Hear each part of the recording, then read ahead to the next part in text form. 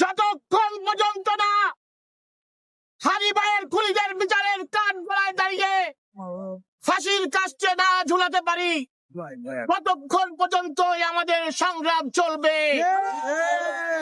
আমাদের সংগ্রাম নতুন বাংলাদেশের স্বপ্ন দেখে যে বাংলাদেশ দেখে যে বাংলাদেশের মানুষ সেই বাংলাদেশকে গড়ে তোলা। ইনশাল্লাহ এনসিপির প্রতিটা নেতা কর্মী, বাংলাদেশের বিপ্লবীরা বাংলাদেশকে ভারতের